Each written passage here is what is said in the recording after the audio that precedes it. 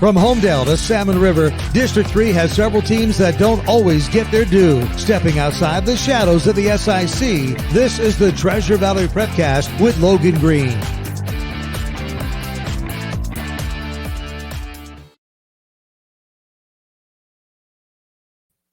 There we go. That's right. It's another edition of the Treasure Valley Prepcast on IdahoSports.com. Brandon Baney with Logan Green. Might help if I put us on the screen first before I start talking, right, Logan? Possibly. Usually that works. Generally, that's how things work here on the Treasure Valley Prepcast. We're breaking down everything in the 3A, 2A, 1A ranks in District 3. You can get the audio version of this podcast at IdahoSports.com or wherever you download your podcasts. Video-only version at the IdahoSports.com Facebook page or our YouTube channel. Logan, you're dressed a little nicer than me today, but we're both representing our teams, I noticed. Hey, that's right. We survived the NCAA scandals today, so it's funny they got somebody got paid under the table a couple years ago, and part of that whole Adidas shindig that's hurt like Louisville and Kansas and all that, and it was like the team stunk that year. They didn't even have a winning record, and so they ended up wiping the slate clean for that year, which is great because NC State lost to UNC that year by like 50. So that game never happened. It never happened. So, you know, they were talking about a postseason ban, and it's like, well, we're not going anyway, so it might not be terrible. But anyways, that's not for this. So, yeah, Logan in his finest NC State polo shirt. Yep. I'm wearing my Montana Grizzlies hoodie. It's been very tough in my house because Montana's biggest rival, Montana State, just advanced to the 1AA championship, the FCS championship game for football, and all of my in-laws are Bobcat fans. So it's going to be a rough Christmas for you, Brandon. Yeah, Christmas is going to be rough. That's for sure. We're recording this. We're speaking of Christmas, we're recording this a little earlier in the week than we normally would because Christmas is coming up, and a lot of people are going to be traveling for the holidays. I'm going to be leaving on Wednesday actually to go up to Montana. So this is going to be kind of a shorter podcast this week, just kind of recapping what happened in the last week, and we'll maybe peek ahead to some stuff that's happening after the holiday break. There's one big tournament going on in Boise, actually, the Timberline tournament for girls basketball. Bora and Timberline co-hosting that event, but we'll get to that in just a minute. I want to start with, Logan, the Owhyee tournament that took place this past week at Owhyee, the brand new school in Meridian. There was a large school division, which we're not going to cover here on this podcast, but a smaller school division, which we ended up broadcasting every single game from that smaller school tournament, Logan, and you were there for a lot of it, and it works out well because Ambrose ended up winning the title. Yeah, and they looked very good, and they looked like they could compete with anybody at any level. The opening game for Ambrose in that tournament was that game against Homedale, and they ran away with it. It was close early. Second quarter, it was, I call it the accordion game. Ambrose would get up by 12 points, and then Homedale would close it back and tie it. And then it would go back out to 12, and Homedale would come back. And it was just like, at what point of the game is it going to end? Is it going to be the out, or is it going to be the end? And it was the out for Ambrose. They were, they had a great fourth quarter, second half, and really ran away with that game against Ambrose or against Homedale. And then, of course, winning their next two games as well, defeating McCall-Donnelly and then rolling on to the championship against St. Mary's. And I think they had the toughest path in the tournament and still didn't have any trouble. Homedale is picked to finish second in the league this year here in the 3A SRV. And for good measure, I mean, we'll talk about them in a minute too, but McCall picked to finish second or first. So they beat the top two teams in District 3 at the 3A level. So a step above them. And it wasn't really close. Like they were the better team. It wasn't like they got lucky and snuck out of it. Ambrose was the better team in those games. And then obviously they got their revenge. It was funny. We did an interview after the game, the first game, with Hudson Hughes from from Ambrose, and we asked him, we're like, what's your goal here? Is it to play St. Mary's? Do you want revenge? And he was like, oh yeah. I mean, it wasn't even he didn't skip a beat. He said, yeah, we want him. They wanted another crack at him after coming up so close last year, a year ago, and falling in the state championship. And I think it was a huge statement win. And right now, the 2A looks to be in Ambrose's hand, and it's theirs to lose at this point, as far as I'm concerned. I mean, you look at in that game, you had Johnny Sugarman played great. Eli Sugarman played great. Just going down the roster here, Tyson Hughes, he had a great tournament.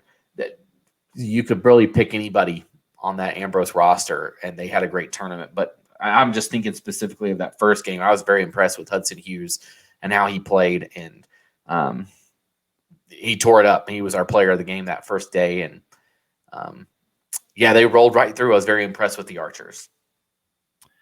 So Ambrose could finish first in the Snake River Valley Conference 3A. That's what we're saying. I think they would. I think they would. I'm not even kidding. I even think throw them up in the 4A SIC. I think they compete. They were big. They were long like that way. They were fast.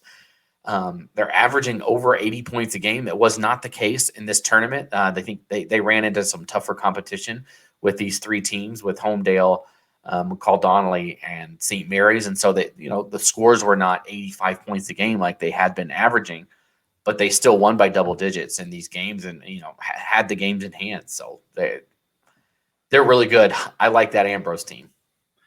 Yeah, it's crazy because last year was Ambrose's first year at the 2A level, right? And they got all the way to the championship game, and they kind of expected to be there, which was crazy because anytime you're moving up a level, it's always hard to account for how you're going to adjust to the step up in competition. But Ken Sugarman, that's Johnny's dad and the coach of the team, does a great job with that program. And tell me, what did you think of, because I got to watch Ambrose at the 2A state tournament last year. Yeah. What did you think of Johnny Sugarman's ability to handle the basketball? He's got some pretty sick moves. Yeah. No, they were smooth. The whole team was smooth. Just great moves. And I mean, Johnny's a senior, but you look, and then Hudson Hughes is a senior too, but a lot of those other key pieces on that team are pretty young. And I mean, they were there at the 1A D1 championship 2 years ago. They were at the 2A state championship last year. And I don't see how at this point anybody's going to stop them, to be honest. At the level they're playing right now, it's going to be tough. I mean, but the thing is, you're going to play in that conference, and you're going to get everybody's best game every single night from here on out. I think that they showed everybody that they're back, that they're I think they set themselves apart as the favorite this year, at least in my book. That's who I would take. I would not take anybody else in 2A right now besides Ambrose. I think they're really good, and I think everybody's going to have a target on their back, or have a target on the back of Ambrose. They're going to come after him, and so that's tough to play with for an entire season. It's you got to hold up expectations. You have to come out your best every night to get past those teams that they want their chance to knock off number one. Yeah, it's going to be a lot of fun to watch. I think the last hurdle that Ambrose has to clear is Melba, right? Melba is the other team in their conference that is a favorite to get to state. They're 6-1, 2-0 in the conference. Ambrose is 2-0 in the conference, 8-0 overall. They don't play Melba the first time until January 13th. That'll be a game at the Ambrose school, and then they will go to Melba on February 4th. So I think that's the only potential pitfall for Ambrose still. But boy, they sure look Thursday night, man. That sounds like a game we should be at. That Ambrose Melba game. We'll have to stay tuned for that one. That's enticing. That sounds. They probably will both win until they get to that point, and could be the decider for for that first place spot. So. Yeah. Anyways, and star power on both sides. I mean, Melba's got Cash Buis, and they've got Volker's back, or excuse me, Joe Reber back. That's going to be tremendous as well for Melba. So Melba last week, I'm trying to look at what they were up to. Melba last week just had a couple of conference games. Nampa Christian, they won by 9. Vision Charter, they won 80-25. Vision Charter's on their way down, so not much to glean there. But yeah, Ambrose looks good. Let's talk about those 3A teams a little bit. You got to see McCall-Donnelly, which was the 3A runner-up last year, and also Homedale. Those are the kind of the two favorites in the SRV this year.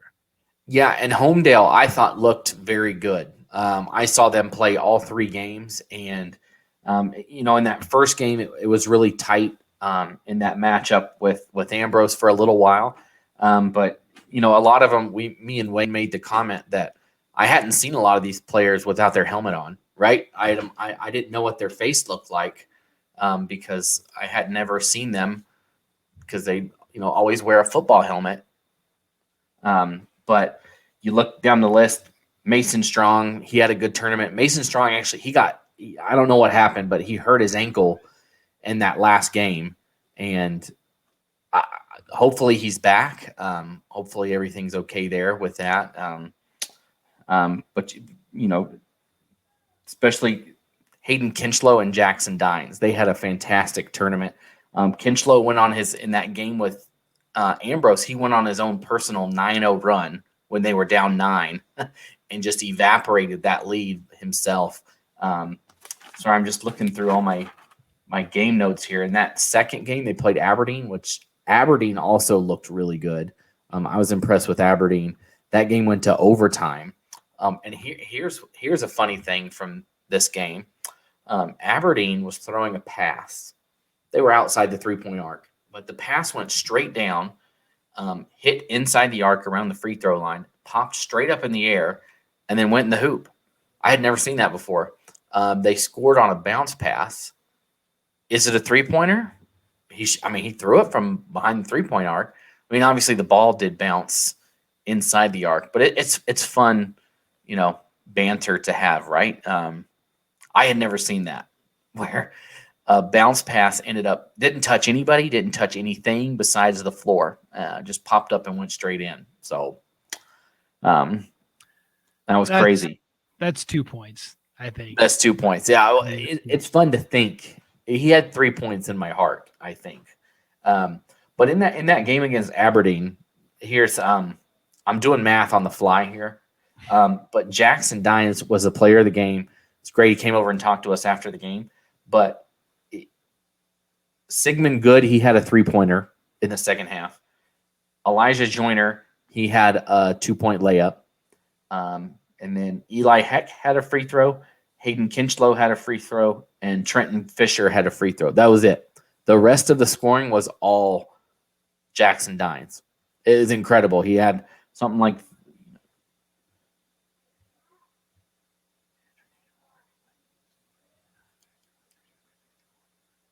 37 points on my quick math there. He was on fire in that game. And I think that really just shows the balance of Homedale, though, because in that game, Jackson Dines was the star of that game.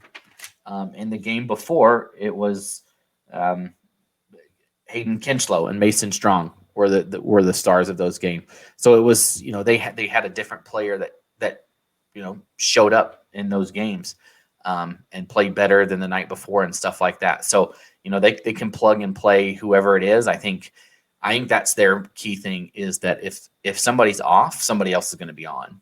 And I think last year they were 8-15, and so not great, but they looked very good, and they should be one of the favorites, just like they were picked. I think that second and even first is not out of the realm of possibility, barring that injury to Mason Strong being serious.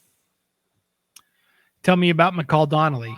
Yeah, the Vandals. Yeah, go ahead. The Vandals won 2 games in their time there. That last game against Westside, I was there for that one, and that was one of the most balanced basketball games I have ever seen. I'm going to go down the scoring line here, Brandon, with points. Tate Ova had 8 points. Carter Johnson had 9. Alex Johnson had 7. DJ Green had 5. Marcus Wyman had 4. Kyler Cundy had 2. Rylan Pate had 2. Alex Barron had 3. So that's the line. Nobody had more than 9 points. At halftime, nobody had more than 1 basket. It was completely spread out. And usually you would say, oh, DJ Green's going to steal the show here, but they showed that they could beat that West Side team was good. Bryler Shirtliff, taller than anybody out there. Another player that hadn't seen without a helmet on, so it looks different, right? But they could do it without DJ Green. I think that was the biggest takeaway I had from that, was that he had 5 points, and man, I tell you what, he had the worst luck shooting I've ever seen. I don't know how many shots he had that were 3/4 of the way down and just popped back up. Just a bad luck night. But the entire team was very balanced. Nobody stole the show. Nobody screwed anything up royally. Everybody did their job, and they did it well, and they came away with a good win against a good West Side team. And that final 3rd place game. Yeah, I was going to say that's really encouraging for the Vandals. If DJ Green doesn't have it going, the fact that they can rely on other guys and still get the win. Did Ethan Tinney play at all for McCall-Donnelly? Yeah, Tinney. Oh, sorry, I missed him. He had 1 free throw. That was it. Okay. Yeah. He was the one that battled down low with Shirtliff. Those were, the 2 tall guys. But yeah, he only had 1 free throw. That was it. Wow. So the two studs, 6 points between them. Yeah. Pretty impressive. Yeah. I mean, it was very, very balanced. Like I said, they just looked good balanced team. I think that was the main thing I took away from them, is that, if DJ Green's off one night, you can still win.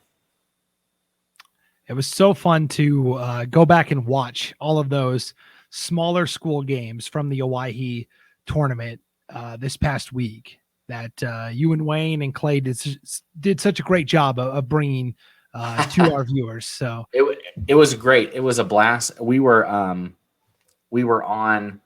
the tiny court there, just upstairs in the behind the rim or behind the main court. And I tell you, we were 3 feet from the sideline there. So I'm surprised no errant balls hit our table. Nothing. We never had anything like that, but it was fun. It was definitely a different environment. There was no PA announcer. There was no music. It was just like game done, game done, game done, game done. And they had maybe 10 chairs on either side. But it did kind of create a fun environment, like for that Ambrose Homedale game. There's a lot of fans that showed up for those 2 teams, and it was full over on the sides, just standing room only. So it was fun to have those 2 teams bring some people, even though there was not a lot of room up there. But it was a fun tournament, and hopefully they'll do it again, and we can go back upstairs. It was fun. We'd love to do those games again. Yeah, so it's a lot of fun for sure. Let's check in on the 1As on the boys basketball side before we switch gears to girls. For the 1A D1s, we kind of have to talk about Centennial Baptist a little bit. Logan, they're in first place. They're 4-0 overall, 1-0 in the conference. This isn't a school that gets a lot of acclaim typically because nobody really knows a lot about it. They're not out there in the limelight. It's hard to get info about Centennial Baptist sometimes. And so, and a lot of times, like, they don't even have a girls basketball team this year. They only have a boys team. So they're off to a 4-0 start, which is exciting to see for Centennial Baptist, which is also a very new school. Yeah. And you look at their schedule. I think they've played, you'll have to correct me if I'm wrong, Ridden. I think some of these matchups are the first round. They're all conference games, but they don't count as conference games. Is that that's your understanding? So, but that's the thing. They've won all of those games against those are conference teams that they will count when they play the second time. Right. I think the one that counts is that one against Gem State. But they have wins against Notice, Wilder, and Idaho City.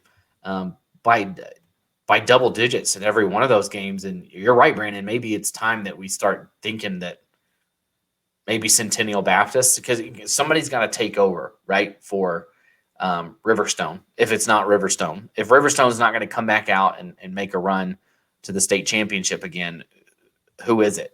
Who's going to win that? Who's going to come out of there? And typically you see Rimrock. I mean, Rimrock's going to be in the conversation for sure. They typically are in there, but what Liberty Charter, they look good. We saw them a couple of weeks ago. We talked about them last week. That Liberty Charter, and then Victory Charter, of course, was picked to be the favorite. But could Centennial Baptist slide into that final spot? Or make that? I guess the question was, who is the? I'm mixing things up here, Brandon. Those top two are pretty much those top two, Victory and Liberty. But we need to find out who that third one is. And I think that now you see Centennial, that possibly they could make that fight for that third spot. Because I don't think it's Wilder, unfortunately. So we'll see. We'll see who wants to come out of there with it. Yeah, I mean, it really looks like Centennial Baptist in the early going. They're always picked like last in the preseason poll, just kind of by virtue of we don't really know much about them. We don't know if they're going to have a team or not. We don't know what kind of players they have. Almost by default, they're usually picked towards the bottom, but here they are playing well. You mentioned it, though. I still think in this conference, it's going to come down to Victory Charter and Liberty Charter. And wouldn't you know it, Logan, those two teams are playing on Wednesday night, the final game before they get out for the Christmas break. And it's a neutral site game. It's going to be held at Northwest Nazarene University in Nampa, which is pretty cool. Yeah, a big time location for that game. It should be fun for those kids to play on a college court for that game, and what could be the deciding game in the conference. I look at the schedule. Liberty Charter, they play Centennial pretty late in the season, so there could be a gap of time before we see Centennial get their crack at those two teams. Yeah, should be a lot of fun to watch that game. Follow it on Wednesday, and we'll recap what happened in that game next week on the Prepcast, because that might give us an idea of who's in the driver's seat right in that conference. Long Pin Conference 1A D2s. It's hard to tell right now. Garden Valley is 5-1 overall, 1-0 in the conference. They've played a little bit of a watered down schedule, right? They've played Meadows Valley, which is a team that always struggles with numbers. Grace Lutheran, which is going to be middle of the pack in their conference. 2 games against Greenleaf Friends, which is struggling at the D1 level. So it's hard to get a feel on Garden Valley. But the defending champs off to a 5-1 start. Council, I still think the favorite, though. They're 2-0 in the league. Yeah, and look at Council. I mean, they won on Saturday against Tri-Valley 64-16. That's tough to do. Then they went and beat Cascade at Cascade too, a team that a lot of people picked first. They were in the state championship just 2 seasons ago, and they beat the Ramblers by 35 points. Is Council here? Maybe this is Council's conference this year, and I think that. Excuse me, I'm talking about Brandon. I'm all over the place. No. I am right. You're right. Yeah. Stop it. Stop it. No, you're good. I'm just kidding. No, Cascade was in the state championship a couple of years ago. But their 2 losses so far for Council, I think will come to help them later on. They did lose to Liberty Charter and Victory Charter, the 2 we just got done talking about. Right. And they lost pretty handily in those 2 games, which goes to show you how good Liberty and Victory Charter are to take out this Council team, but I mean, it was 40 points. They Liberty Charter beat them by 20, and then a 34-point win by Victory Charter. So, but yeah, I agree. I think Council right now looks like the team to beat. Yeah, let's keep it with Council, and let's switch over to the girls basketball conversation. Long Pin Conference. Council girls 6-0 overall, 2-0 in the conference, and they are also looking very strong. Yeah, so Council athletics just as a whole has had a great. You look back in the fall, girls volleyball was very good. football team made it to state, and now your boys and girls basketball teams are, in the driver's seat right now of your conference. You look who they've beaten. They also beat Tri-Valley on Saturday, and that one pretty handily took out the Titans in that matchup. So, and then they were in the state championship a year ago. We mentioned how the girls team also beat McCall-Donnelly a couple weeks ago. So, yeah, Council girls looking really good right now. They're on they have one game this week against Wilder, and then they'll be off. The next matchup they'll have is the next week against Compass Charter. Yeah, and I think that's no coincidence that Paula Tucker took over as the athletic director at Council, and you're seeing success across the board. She is a great administrator, a great coach. She coaches volleyball and girls basketball. And I don't think that's any coincidence that she kind of took over at Council, and what do you know, the Lumberjacks are good in pretty much everything. Usually is how it seems to go there. So, like you said, they look great in everything right now. Yes. Garden Valley continues to play well in girls basketball as well. They're 7-1 overall, 1-0 in the conference. I watched a little film of Garden Valley last week, because I was kind of curious, what kind of team are we dealing with here? They've got good athletes. They don't have a ton of size. So I wonder if that's going to hurt them down the road. And then their schedule also has not been the most rigorous so far, but 7-1 is 7-1. Their lone loss came to the McCall-Donnelly JV. They lost by 1. And the big matchup is going to come after the new year. As far as what we show on IdahoSports.com, Garden Valley doesn't have any games until January 8th when they play Council. So that will be must-watch basketball there. Yeah, that one's on Saturday the 8th, like you said. Should be a great game between those two. That one looks like it's at Garden Valley. So that's a great location to go to a basketball game as well. It's always fun to go to Garden Valley, but that should be a great game between those two. Yeah, it's going to be a lot of fun. 1A D1. So we talked about Notice last week, Logan, kind of breaking through with that win over Liberty Charter. And they also came through after we recorded the podcast with a tight win over a really good Rimrock team, 49-46. So it is Notice the team to beat. They've beaten Liberty by 5, Rimrock by 3. Their lone loss was to Ambrose by 3. That's a 2A school. Right. Otherwise, they're 6-1 overall, 3-0 in the conference. Yeah, that's what I think, Brandon. I think Notice has kind of set themselves apart, right? At least for right now. They've been one of those teams that's just right there. They're always in that game that decides who goes to state from District 3, and just can't quite get over that hump the last few years. But knocking off the two teams that have perennially gone to the tournament, Liberty Charter and Rimrock, the last couple of years, the mainstays here from District 3, always making it to the tournament, it seems like. But finally, a new team has emerged, and Notice has, beaten them both close games, but it doesn't matter. They won. And so those two teams are going to, be looking for their shot again when it comes to district tournament times. Those are the only two times those teams will meet up this year. And if they're able to keep the momentum going, look out. Notice is going to end up potentially with that top seed in the district tournament. And it's an ever important spot to be in, because, typically those next two teams, 2 and 3, will meet each other in the semifinals. And, if it's like what we think with those 3 teams at the top, if it's Notice, and then it continues to be Liberty Charter and Rimrock. Liberty Charter and Rimrock, they're going to play in the semis. And all of a sudden, if you're Notice, you say, I avoid that already. I already have I get to the championship. My ticket's punched. I'm in. And so it's critical to win the conference in the regular season, even though that doesn't put you in state. It gives you the easiest path to state, knowing that you're the top seed and you don't have to play the 2nd or 3rd seed until the finals, when that spot is potentially already wrapped up. Yeah, I would say that Notice already went through the more difficult part of its schedule. Liberty 1-7, which is very surprising. I'm not sure they're going to get back. I think right now Notice and Rimrock are the two favorites to get to state from that district. So, And right now, Greenleaf is sitting at 2-0 in the conference, and Wilder's 3-1. So those are two teams maybe to keep your eye on. But I think Notice and Rimrock are probably the two teams that you're going to see really fight forward for those spots at state.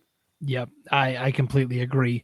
2A girls basketball, more of the same, right? Cole Valley, Melba, both teams 11-1 overall. Cole Valley still 6-0 in the conference. Melba 4-1.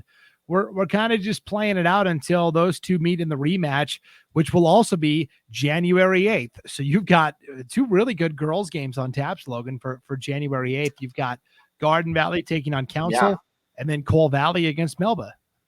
Yeah, those should both be, like you said, two good games there on the 8th.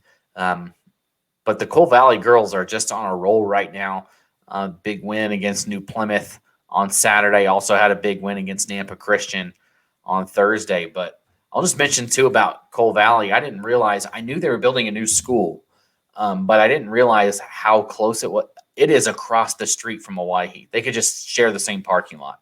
It is right there across the street. So it'll be kind of cool that those two, will be right there. And they're one of those schools, too, that's probably going to get bigger in size as they build a new school. And that's one that I think we might see Cole Valley not stay 2A for too many more years. I think you're going to see them move up eventually as the booming population in the Treasure Valley. More people are going to be wanting to go play for Cole Valley that's had, great seasons in football lately.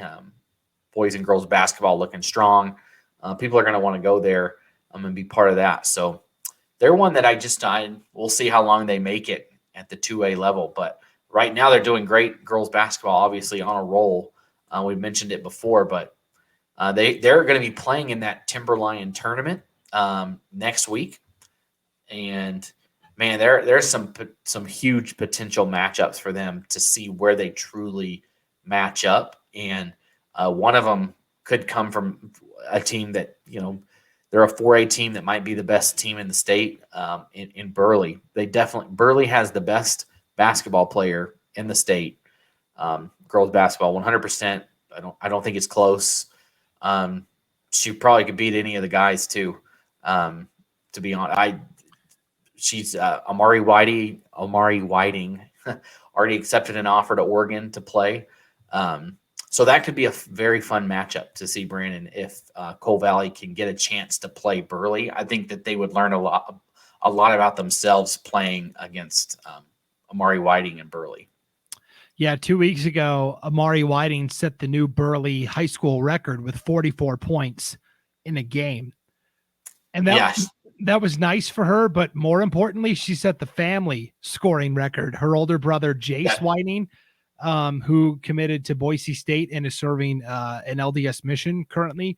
The first thing she did after the game was text him, "Hey, I got the new family scoring record. What's up?"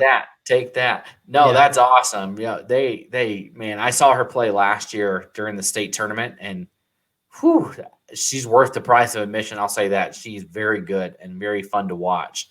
And so if you're Cole Valley, you could have the opportunity to play against really a once in a Amari's like a top 15 national recruit. She's not just good for the Northwest. She is nationally good.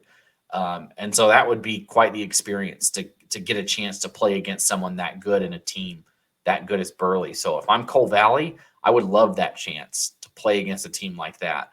But also looking at the tournament, Bonneville is in there, Bishop Kelly. They're going to have their hands full in that tournament, and I think they'll be able to see how they match up with some of these bigger, larger schools, so to say. Their only loss so far in the year was to Lapwai, and Lapwai is one of those teams that they could do the same thing. They could move up and play just as well with bigger schools. Traditionally, they're always in the mix as well. So I don't really find any harm in losing to Lapwai during the regular season. Yeah, I agree with that. You're right, or ever. Yeah. Finally, the 3A, there's the Timberline tournament taking place next week, starting the 28th, 29th, 30th. Also, Parma will be hosting their own little holiday tournament on the 28th, 29th, 30th. I know Parma's going to play in that. Weezer's going to play in that. Weezer is currently in first place in the Snake River Valley Conference standings, along with Fruitland. Both teams are 1-0. Weezer is 7-2. Fruitland is 7-3. We talked about Fruitland's conference win on last week's podcast. Came on that buzzer beater inside, right, where they knocked off Parma. Yep. So Parma's 3-7, and if people look at just the standings, they're going to go, "Oh boy, Parma's down this year."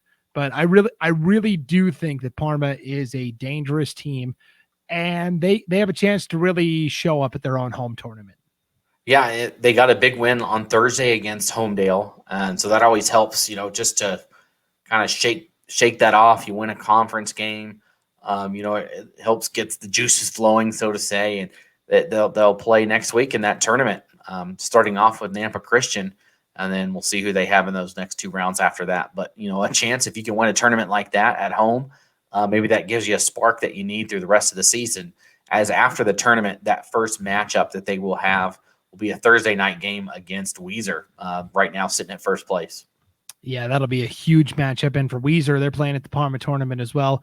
A chance for them to maybe show that they're for real this year also. Right. Should be a lot of fun. Logan, we're going to be off for Christmas, obviously. Christmas is coming up later this week. Do you have big Christmas plans? My in-laws are coming to our house, but that's about it. Nothing too fancy. Are these the in-laws that live in Idaho Falls?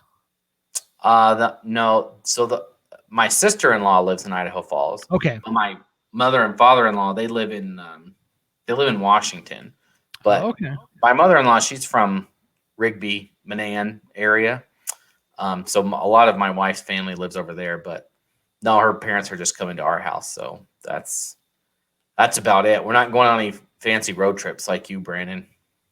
Right. Yeah. I'm headed back up to Montana because, as I discussed before Thanksgiving, my wife and I are the only ones that live out of state. So we always have to go visit at the holidays. So what kind of meat you cooking up for Christmas? Okay. So it's funny. Me and my wife were just having this conversation. So I grew up on, it's not huge out here. I don't even know where you buy it, but it's called country ham. It's like a dry, salty. It's very salty, and that's what I would eat that every day. But nobody else in my house would eat it, so we have to have it, as my grandma would call it, city ham. We have to have city folks ham. It's just ham. That's it. There's some other things on the menu, but I think the meat is ham. What about you guys? Okay, because I was wondering, because some people do turkey on Christmas, and I'm like, we just had turkey for Thanksgiving. We just did that. Yeah, we just did that. Ham, we usually save it. At least when I was growing up in my family, we would save ham for New Year's Day ham, and we would do prime rib on Christmas. Yeah. See, I know a lot of people do that, and we just never have. Not for any particular reason, but so do you make it, Brandon, or does somebody else make it? So I mean, we're going to my parents' house. My dad has a Traeger, so he's gonna smoke that up. The prime rib is good, but it's like very rich. Like I'm good for one trip through, and it's like so fatty and rich. Yeah, it's super fatty. Yeah. Yeah, and I'm not like a huge fan of like fat on my meat. I'm not either. I don't know. Like rib, I struggle with ribeye steaks sometimes. Yeah. Like I don't want to gnaw through that grizzle. Like I just want meat. I don't want to. Gooey. I'm sure I'm going to get kicked out for saying things like that. Paul probably like eats grizzled fat for breakfast every morning. Just chews on it like a piece of gum. But it's not my favorite either. And then that's probably why I just, So I do one. I like my fat to render, like in a nice pork butt that you smoke, and it's gone when you're done with it. It's just melts. So now I'm hungry. You know what we should do? We should put together an IdahoSports.com cookbook. All of the broadcasters, all the guys get together. We just have our recipes in there. Logan's famous Cheetos. Go to Winco, buy Cheetos, put them on plate. Done. That's the extent of my cookbook. Well, I did talk to the Cary coaches, and they I guess they have a huge cookout every year on like a fundraising thing with ribs, pork, all that shebang. And I said I'd like an invite to that when that happens. That sounds good. But yeah, we'll Idaho Sports Cookbook. I'm sure that's on everyone's holiday Christmas wish list. That, and along with, I always joke with Wayne DeZubak that we need the men of IdahoSports.com calendar as well. January dibs. Call January. That sounds good. Well, Logan, Merry Christmas to you and your family. Yeah, you too, Brandon. Yeah, and we'll see you back here one last time before the new year for another edition of the Treasure Valley Prepcast. There's a small smattering of games before Christmas, so if you're going to a game or a competition, enjoy it. Otherwise, have a Merry Christmas, and we'll see you back here one last time before the new year next week on another edition of the Treasure Valley Prepcast on IdahoSports.com.